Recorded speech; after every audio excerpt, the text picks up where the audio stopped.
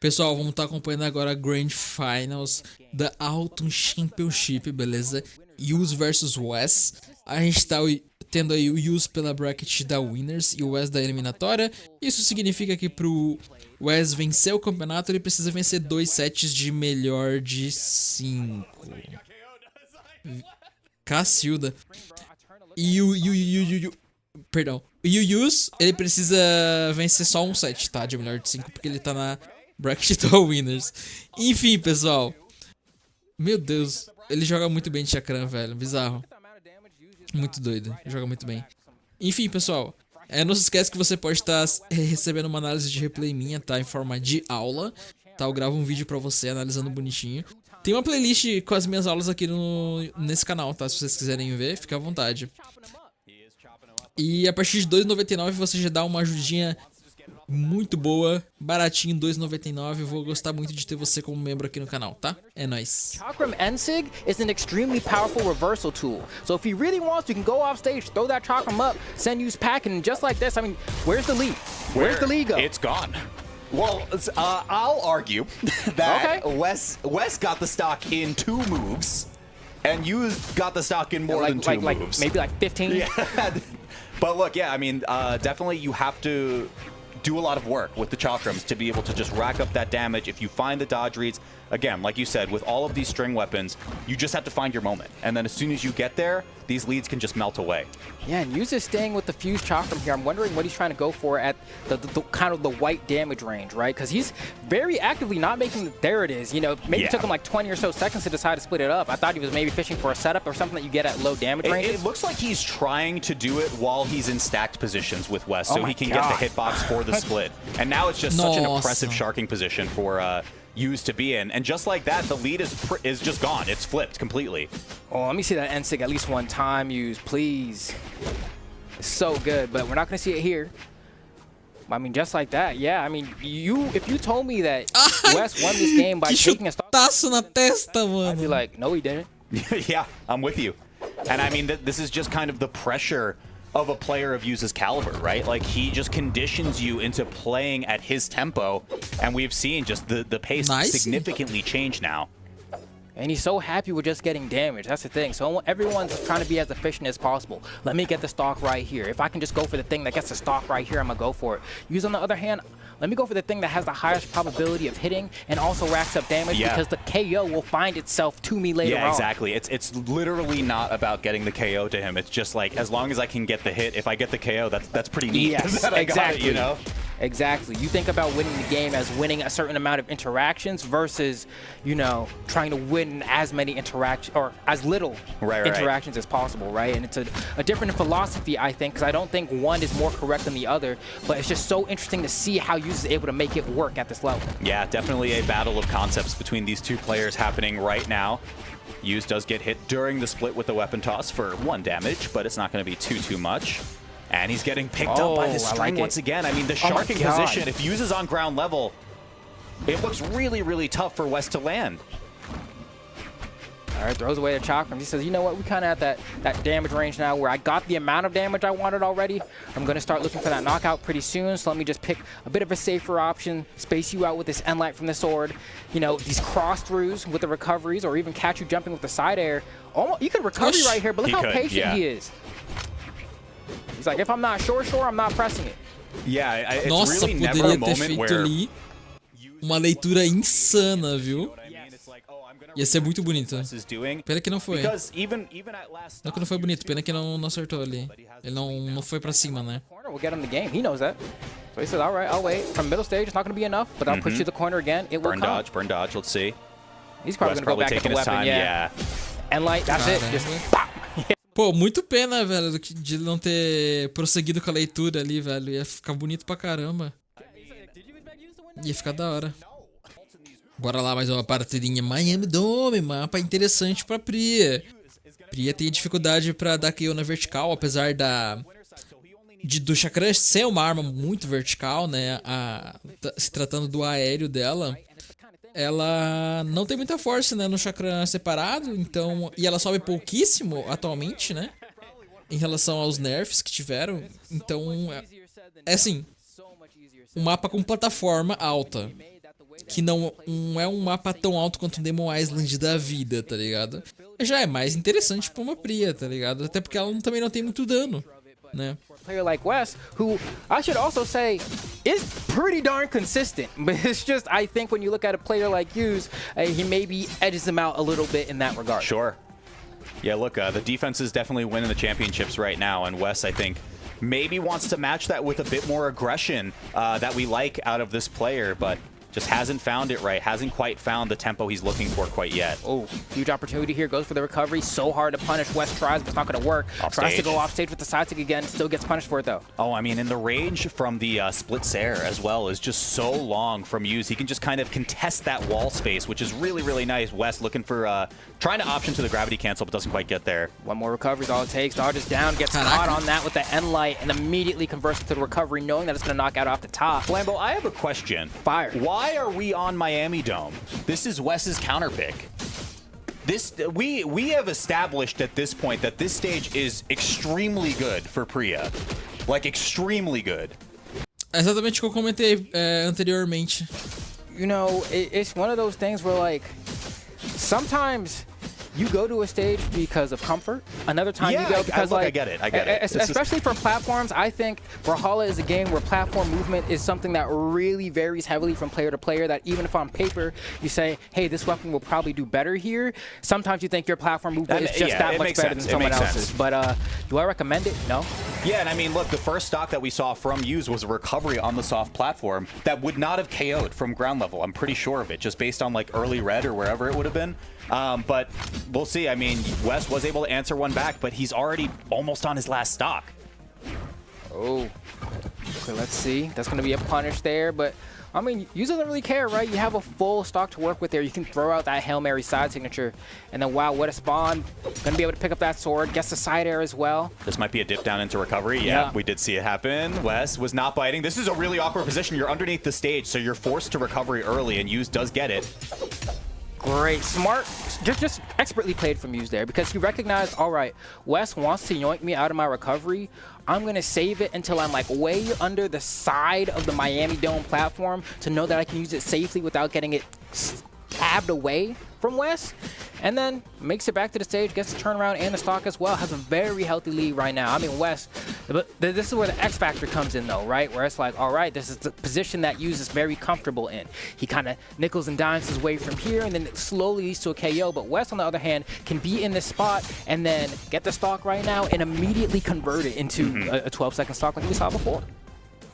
Yeah, but these signatures are just not connecting. That's honestly a huge difference maker, I think, in this set, because like you had mentioned before, Hughes so consistent and so willing to take small interactions, small wins that just eventually compound into these entire stocks, whereas Wes, it feels a lot more all or nothing. Oh, come on now, Wes. I know you got it in you. I know you got it in you to go ahead and bring this back. Don't let it be a 3-0. Okay, weapon toss. This should be a tap in. Yeah, there's no movement left for Hughes, so we do fall to final stocks on both players, but Wes pretty hurt on this last one. Yeah, I mean, already in the orange, man, gets caught by that unarmed Enlight as well. Fuse Chakram side light to go ahead and send him packing off the side as well. Oh, that recovery almost caught him. Had that connected, that maybe might have been enough. Oh, setup, down sig? No, it's gonna wait. Could have been. This is bringing it back to Fuse. Yeah, Hughes immediately just split them though. Nossa, all right, now swords here. So it's Enlight time, D-Light time, Sair, recovery. There's a whole laundry list, bro. It's hard at this point, right? If you're jumping too much as Wes, it could really spell the doom for you.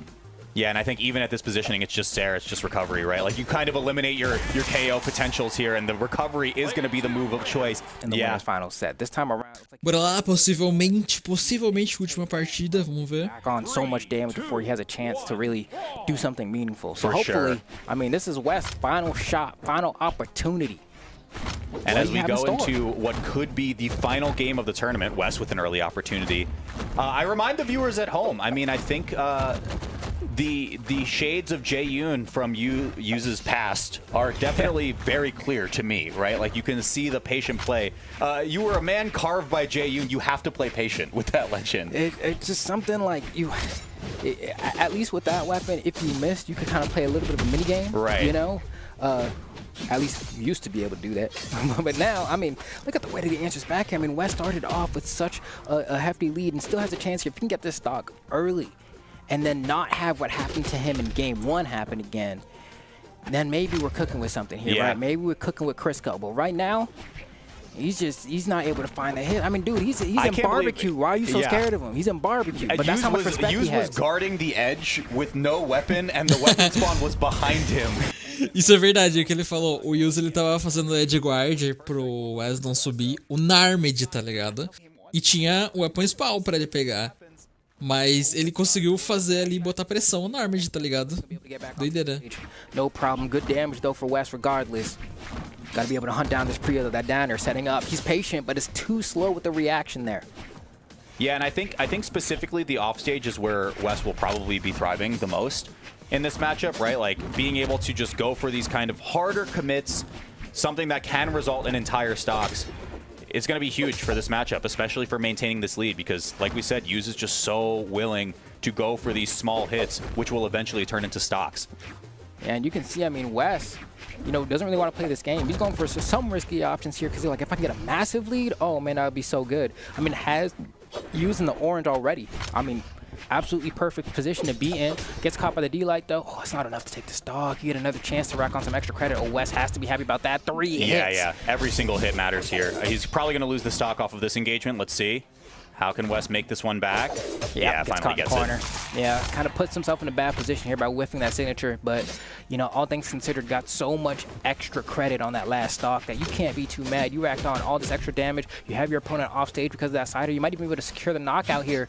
But instead, he's saying, you know what, I'm going to go back on the stage. I'm going to take my time. I'm going to wait and let the KO come to me. Take a page out of Skies is kind of crazy, though, too. Again, I'm expecting signatures from West, but I think there's a little bit of fear instilled in him of just like, Yuz is so good at whip punching and finally does get it. Yeah, it throws out that down sig, and here we go. This might finally be a victory for West. I mean, we were talking about in game number 2, it's like, why were we on this stage? But then we come back here, and now West has a pretty hefty lead. We'll see how long he can hold on to it, though. You know, hopefully he'll be able to put a game on the board and, you know, not give up the crown so easily, so to speak. But it's looking hard, man. I mean, Yuz is answering back with these cuts from this blade. Yeah, great juggle state, too. I mean, this is what Yuz was so good at, even on the Jeyun as well. Just sharking along the ground, making it so scary for his opponents to land. His Fate was really good at it, too.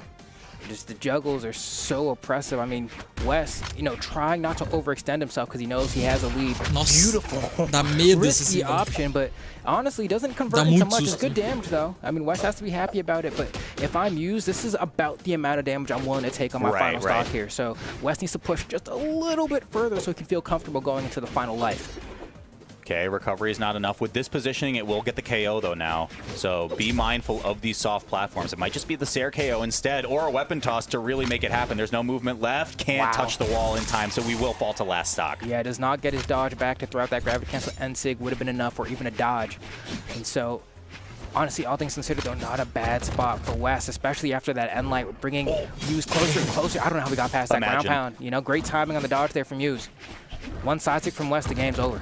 The tournament could end right now. I mean, that's the stakes that we're playing with. Yuz has slowly brought his way back, as he tends to do. But West says not today. He is pegou bem certinho ali na plataforma. To make it a battle, but it's got to be a reverse 3-0 to reset the bracket. Yeah, West all day today was able to get a lead, maintain the lead, and then just win because of it, right?